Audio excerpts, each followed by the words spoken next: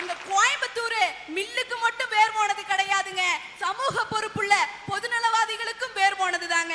ஏன் இதை சொல்றேன்னா, இந்த கோயம்புத்தூர் பக்கத்துல இருக்க சிங்காநல்லூரை கடந்து போகும்போது சாந்தி சோசியல் சர்வீஸ்ன்ற அமைப்பை யாருமே கடந்து போகாம இருக்க மாட்டீங்க.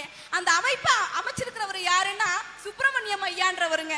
அதுல என்ன சிறப்புன்னா, இந்த சாந்தி சோசியல் சர்வீஸ்ன்ற இந்த மையத்துல project division, medical care, pharmacy, canteen சொல்லிட்டு 12 அமைப்புகள் ஏழைகளுக்காக உதவி செஞ்சுட்டு வருதுங்க. கேண்டீன் நடக்குதுன்னு சொல்லி சொன்னங்க. 20 ரூபாயோட, வெறும் 20 ரூபாயோட நீங்க உள்ள போனீங்கன்னா போதுங்க, உங்களுக்கு வயிறு நிறையும் மனசு நிறையுமுங்க.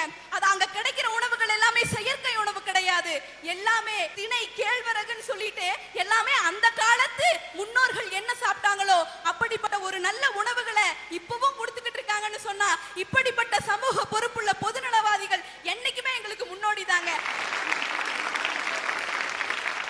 அந்த கேண்டீன்ல ஆட்டோ ஓட்டுறவன் சாப்பிடுவான், கூலி வேலை செய்யறவன் சாப்பிடுவான், பெரிய பெரிய பணக்காரங்க எல்லாம் வந்து சாப்பிடுவாங்க.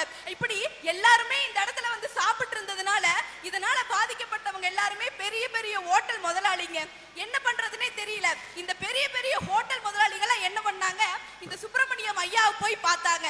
அவங்க கிட்ட சொன்னாங்க, ஐயா ஒண்ணு விலையை ஏத்துங்க, அப்படி இல்லையா தயவு பண்ணி ஏதாவது ஒண்ணு பண்ணுங்க, உங்க ஒருத்தர்னால எங்களுக்கு பெரிய பாதிப்பு ஏற்படுதுங்கன்னு சொல்லி சொன்னாங்க. அதுக்கு அந்த சுப்பிரமணியம் ஐயா அந்த பெரிய பெரிய ஹோட்டல் முதலாளிக கிட்ட சொன்ன வார்த்தைகள் என்ன தெரியுங்களா? ஏற்கனவே நான் 25 ரூபாய்க்கு வித்துட்டு இருந்தேன், மக்கள் எல்லாரும் வந்து என்கிட்ட சொன்னதுனால 5 ரூபாய் குறைச்சு 20 ரூபாய்க்கு வித்துட்டு இருக்கிறேன். இதுக்கு மேல நீங்க இங்க இருந்து பேசிட்டு இருந்தீங்கன்னு வச்சுக்கோங்களேன், இலவசமா கொடுத்துருவேன், மரியாதையா எல்லாரும் எந்திரிச்சு வெளியே போங்கன்னு சொன்னாங்களே. இப்படிப்பட்ட சமூக பொறுப்புள்ள பொதுநலவாதிகள் தாங்க எனக்கு முன்னாடி. அதாவது ஊராஞ்சொத்தை எடுத்து தான் மனைவி பேர்ல எழுதி வைக்கிற அரசியல்வாதிகளுக்கும் அதிகாரிகளும் மத்தியில தான் மனைவி பேர்ல இருந்த சொத்துக்களை எல்லாம் ஊராருக்கு கொடுத்தாரு. இப்படிப்பட்ட சமூக பொறுப்புள்ள பொதுநலவாதி தாங்க எனக்கு என்னைக்குமே வாழ்க்கைக்கு முன்னோடின்னு சொல்றேன்.